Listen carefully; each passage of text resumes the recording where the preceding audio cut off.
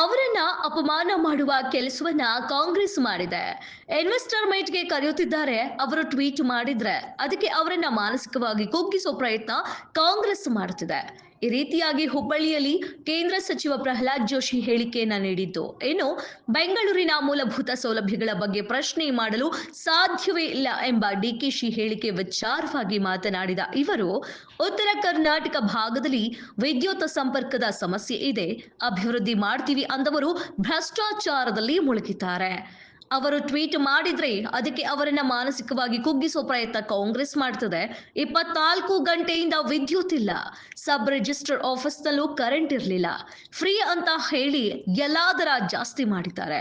ರಾಜ್ಯದ ಜನ ಸಾಯಬೇಕು ಅಂದ್ರೂ ಸರ್ಕಾರಕ್ಕೆ ದುಡ್ಡು ಕೊಟ್ಟು ಸಾಯುವಂತಹ ಪರಿಸ್ಥಿತಿ ನಿರ್ಮಾಣವಾಗಿದೆ. ಸಾಯೋರಿಗೂ ರೊಕ್ಕ ಕೊಟ್ಟು ಸಾಯೋ ಸ್ಥಿತಿ ಬಂದಿದೆ. ಸುಸೂತ್ರವಾಗಿ ಸಾಯಲು ಕಾಂಗ್ರೆಸ್ ಸರ್ಕಾರ ಬಿಡ್ತಿಲ್ಲ. ಪ್ರಿಯಾಂಕ್ ಖರ್ಗೆ ಅವರಿಗೆ ಹಿಂದೂಗಳಿಗೆ ಅಪಮಾನ ಮಾಡೋದೇ ಕೆಲಸವಾಗ್ಬಿಟ್ಟಿದೆ.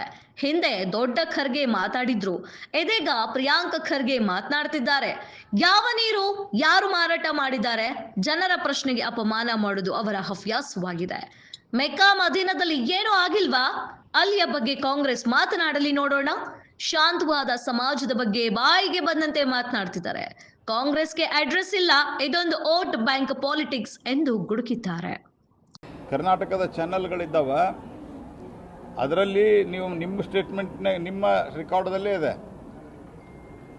ಆ ಹೆಣ್ಮಗಳು ಅಂದರೆ ಈಗೇನು ಪಾಪ್ ತೀರಿ ಹೋಗಿದ್ದಾರೆ, ಅವರು ಭಾಳ ಜನರ ಮೇಲೆ ಕಂಪ್ಲೇಂಟ್ ಕೊಟ್ಟಿದ್ದಾರೆ. ಅವ್ರು ಹ್ಯಾಬಿಚುವಲ್ ಕಂಪ್ಲೇಂಟ್ ಅಂತ ಹೇಳಿದ್ದಾರೆ.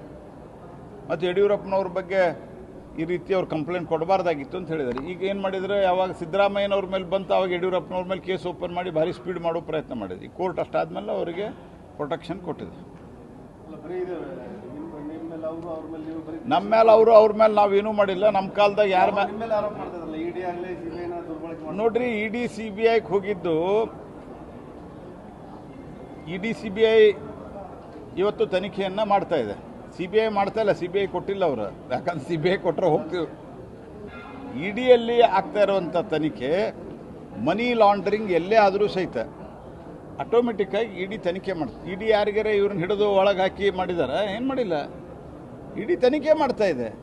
ಮನಿ ಮತ್ತು ಅಲ್ಲಿ ಎಷ್ಟಾಗ 400-500 ಗಟ್ಟಲೆ ಸಾವಿರಾರು ಗಟ್ಟಲೆ ಸೈಟ್ಗಳನ್ನು ಮಾಡಿದ್ದಾರೆ. ಅದಾದ್ಮೇಲೆ ಮತ್ತು ಇದೆಲ್ಲ ಕೊಟ್ಟವ್ರು ಯಾರು?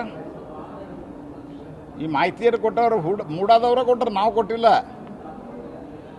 ಹಾಗಾಗಿ ಒಂದಕ್ಕೊಂದು ಕಂಪ್ಯಾರಿಸನ್ ಮಾಡ್ಬೇಕಾರೆ ಅವ್ರಿಗೆ ಸ್ವಲ್ಪ ಎಚ್ಚರ ಇಟ್ಕೊಂಡು ಮಾಡ್ಬೇಕಷ್ಟ. ಇದು ಹಳೆ ಕೇಸ್ ಇದೆ. ನೀವು 2018ರಿಂದ ಒಟ್ಟಿಗೆ ಮಾಡಿದ್ರಲ್ಲ, ಮತ್ತು ಅವ್ರ ಮೇಲೆ ಅವಾಗಿತ್ತು, ಅವಾಗಿಂದ ಕೇಸ್ ಇದೆ. 2018ದಾಗ ಏನು ಕೇಸ್ ಇತ್ತು, 2018ಗಿಂತ ಮೊದಲು ಸಿದ್ದರಾಮಯ್ಯನ ಹಿಂದಿನ 5 ವರ್ಷ ಸರ್ಕಾರದಾಗ ಮಾಡಲಿಲ್ಲ.